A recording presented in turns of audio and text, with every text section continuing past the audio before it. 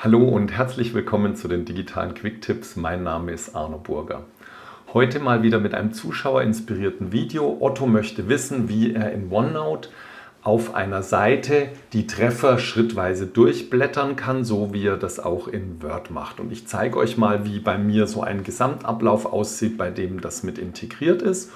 Und zwar möchte ich hier in meinem Notizbuch für die Videoerstellung im Abschnitt Outlook möchte ich alles finden, wo es um Excel geht. Und deshalb klicke ich in das Suchfeld hier zum Durchsuchen, wähle dort über den Listenpfeil noch aus, dass ich nur in diesem Abschnitt suchen möchte und gebe dann Excel ein. Dann habe ich eine Trefferliste, also Seiten, auf denen dieser Begriff vorkommt. Und diese Trefferliste, die lasse ich mir erstmal anheften, damit ich die fix hier auf der Seite habe. Übrigens, wenn dich mehr Details zur Suche in OneNote interessieren, schau dir doch mal die Videos an, die ich in der Infokarte verlinkt habe.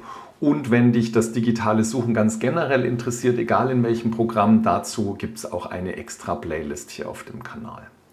Jetzt habe ich also meine Trefferliste, auf der die verschiedenen Seiten drauf sind. Und wenn ich jetzt auf eine dieser Seiten springe, zum Beispiel diese hier, dann sehe ich hier einen Treffer und die anderen sind dann gelb hervorgehoben.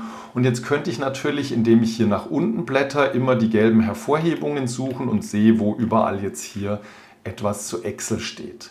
Komfortabler ist das und vor allem dann, wenn eure Texte sehr in die Breite gehen, auch sicherer, wenn ihr jetzt einfach nochmal hier in das Suchfeld klickt und dann den Befehl auf Seite suchen wählt, könntet ihr auch STRG F drücken. Und jetzt seht ihr, ihr habt den ersten von 12 Treffern im Moment.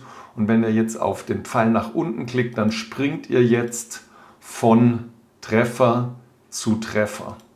Und wenn ihr dann am Ende seid mit den Treffern, dann wählt ihr einfach aus der Trefferliste für die Seiten die nächste Seite und macht hier dasselbe. Wieder in das Suchfeld klicken, auf Seite suchen und springt dann weiter.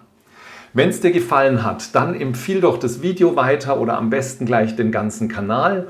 Und wenn dich das Thema Suchen in Microsoft 365 interessiert, ich habe gerade mit Sigrid Hess, meiner Kollegin, ein Buch geschrieben, Microsoft 365 Zusammenarbeit in der Cloud. Da gibt es ein extra Kapitel nur über das Thema Suchen.